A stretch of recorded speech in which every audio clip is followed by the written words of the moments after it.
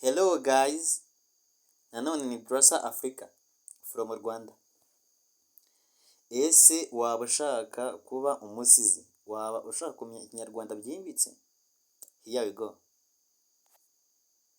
Here there is application. Aha hari application ushaka gukoresha wiga ikinyarwanda.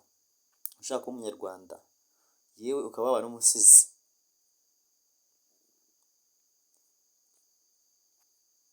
Iyi application rero nta yindi ni application ni application y'ikinyarwanda. Dore ngiyi application uyikoraho gutya. Urabona aha hari isomero byose nyine byo hejuru ibi ubona, hasi hakaba sakwe ibisakuzo ni byinshi, hasi hakaba ikeshamvugo, ntibavuga umugabo wa mushiki wanjye, bavuga nde?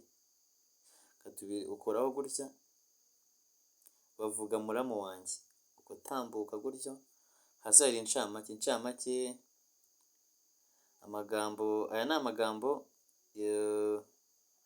ameze nk'inshoberamahanga. Guteka ijabiro bisobanuye iki? Ugakoraho gutyo ukareba.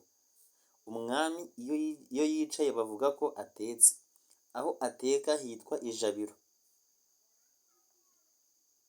aho ateka bahita ijabiro. Guteka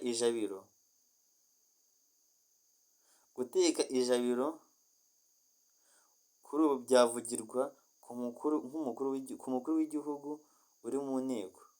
Nibyo wabyumvise neza, umukuru w'igihugu uri mu nteko ushaka bavuga ko ari ku ijabiro.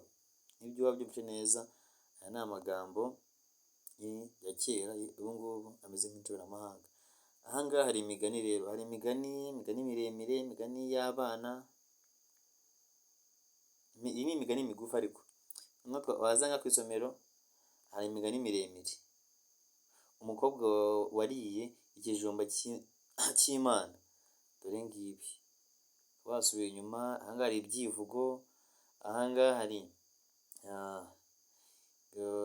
babyita ngo ibyivugo by'amahomvu. Nibyo ni byinshi biriho. Abanditse iyi application cyangwa se abayikoze nibo bagiye bashyiraho ibyivugo byabo. Dore ngibyo bitandukanye. Iyi application yagufasha. This application can help you to be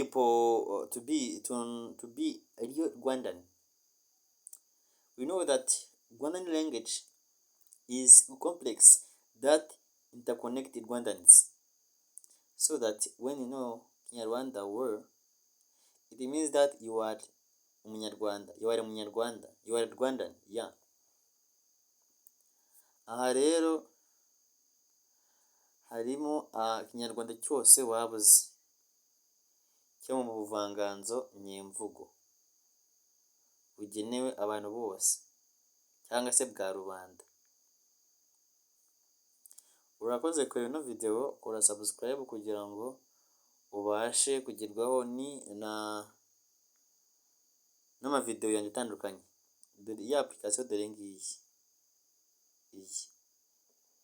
Link yayo iri muri description, ariko ushaka wanyandikira kuri ubandika guteranya 25 07 32 41 64 plus 25 07 19 32 41 64 for WhatsApp for mobile phone call.